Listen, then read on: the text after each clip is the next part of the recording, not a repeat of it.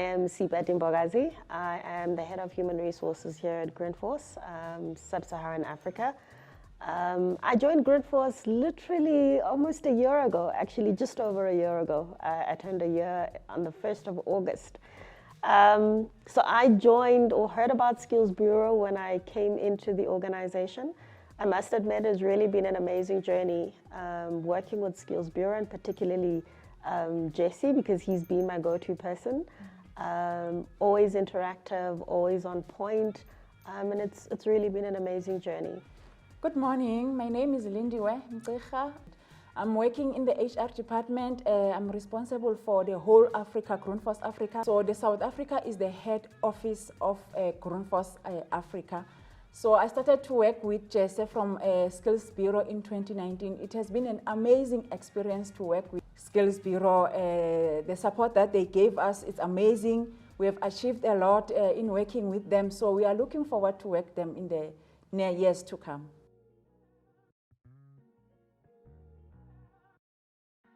I think the one thing that we can pride ourselves in as an organization is we're all about people. As much as we're a technology organization, our people come first. And when we talk about people, we're not just talking about our own employees, but those that we bring on board as well in terms of our learnership. So BBE is one of the most important components of how we actually do business. And we talk about how we do business because it doesn't just affect us in South Africa, but it affects our customers as well. It affects our suppliers as well.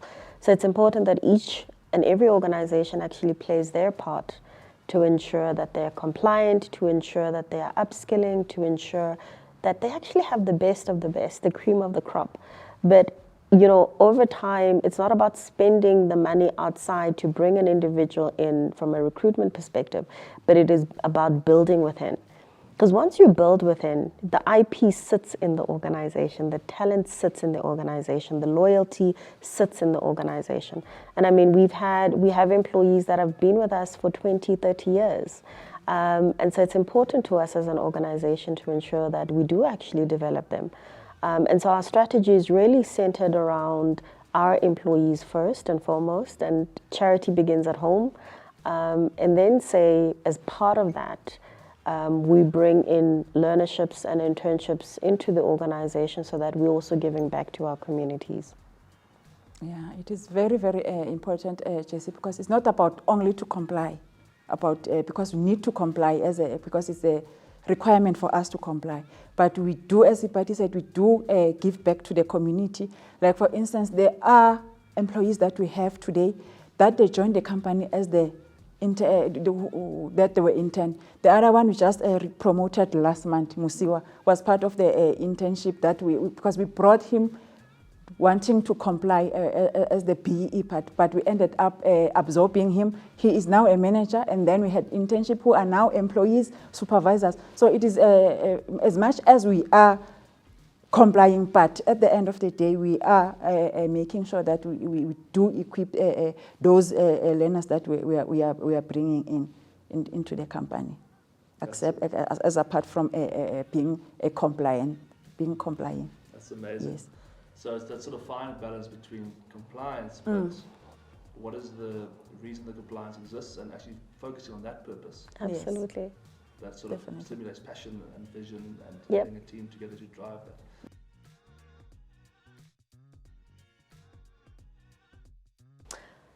Shoo. It affects It affects the your business. business. You might Yes. as well close your doors, essentially. Yeah. Because at the end of the day, it's money that you would have spent that you would have lost.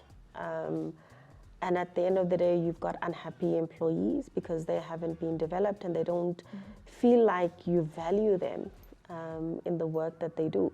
At the end of the day, as much as each and every one of us wakes up in the morning to go to work to earn a living, there needs to be value that we find in going to work.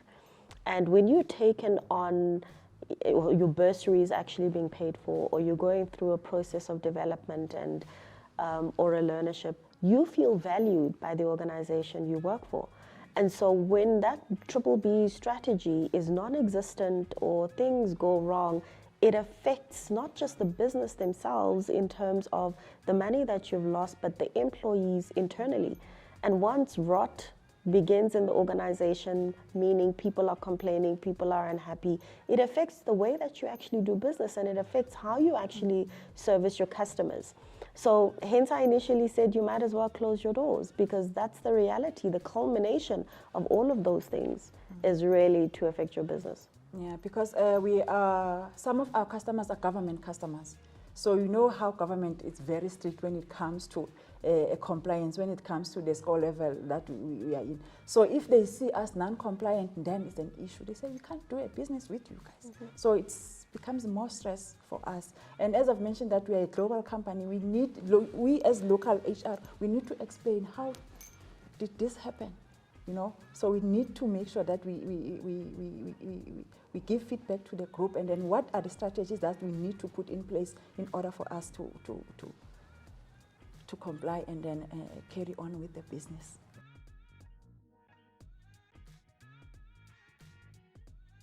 Okay, I think we've worked with you almost 3 years now, because I remember we started to work with you in 2019, if I'm not mistaken.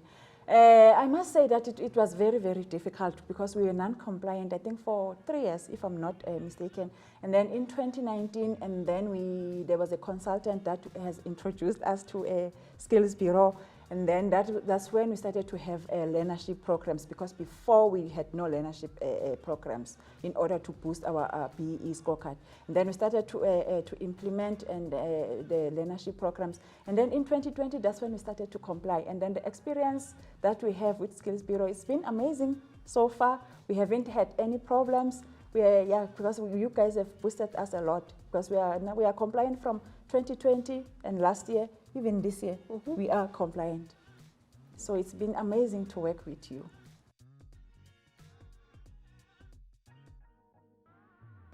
I think the biggest change is because of before we didn't utilize the consultants, and then they've guided us. After we had a consultant, then they've guided us, and then they gave us the new codes for BEE, the new laws for BEE, because before we were not aware of the new things that we need to do in order for us to comply. That is the change that is brought to the new scores that we recently have, because we were not quite aware. Because if you're having a consultant, is always on the loop as what is going on, what are the changes that the government is imposing with regards to the BEE. So we are now on the loop.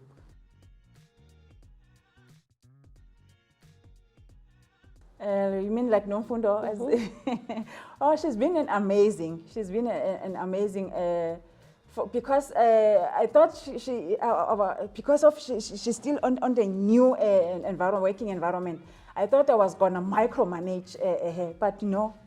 I had no opportunity to micromanage, and she was flowing. She knows what she's doing. As an amazing, like for instance, I must be honest and say, I'm not good in Excel, but that learner is good in Excel. So, so that is something that I'm saying I'm proud of the learners that you have. So yeah, she's been amazing. She knows what to do. She knows. She's asking, because I always tell her, if you don't know, please ask. Don't assume that I'm not a monster, Sipati is not a monster. Please ask us if you don't understand things. And then she's that type of a person. And you can see that she is hungry for success. She is hungry to learn. She wants to achieve.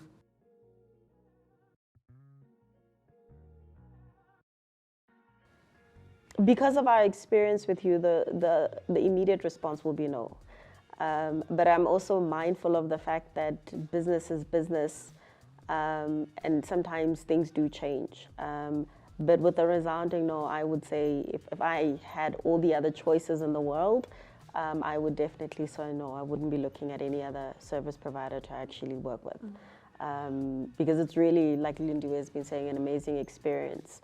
Oftentimes, and particularly as an HR person who is managing triple BE and the compliance of it in my box, it's always been a frustration to work with certain service providers where you're constantly having to micromanage them and get information out of them.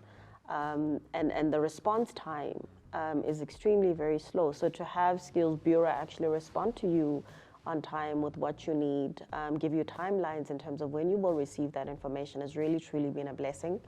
And it has really been amazing working with you. Thank you so much. Maybe there's one more thing we could just touch on. With our previous discussion around, finding the passion to develop the individual 100%. And, in South Africa generally, there's been a sort of slow movement towards helping the learners sort of migrate into that absorption role. You mentioned a couple of the learners that have been successful in becoming part of the company culture. Would you guys be open to us helping you to source learners that may potentially be able to add value, whether it be for a 12-month period, and to eventually give themselves a chance to show to you that they might be worthy of adding value here to help you to achieve your guys' goals? I think what's different about our organization is not so much about not giving people the opportunity, because we're an organization that says whatever opportunity is there, we would love to give it to the learners. The one sort of challenge that we have is that we have such a low turnover. And so we don't have as many people actually resigning, and we're not growing as fast as some of the other organizations by virtue of what we do. And so it does become a little bit difficult to actually have learners and try to absorb them in this environment. For example, in this year alone, we've promoted 3 people in the last year. But with that promotion is you then go and seek internally, how do you then fill those gaps so that there is career progression for every single one of your staff members. So everybody that comes in would really literally be coming right in at the bottom.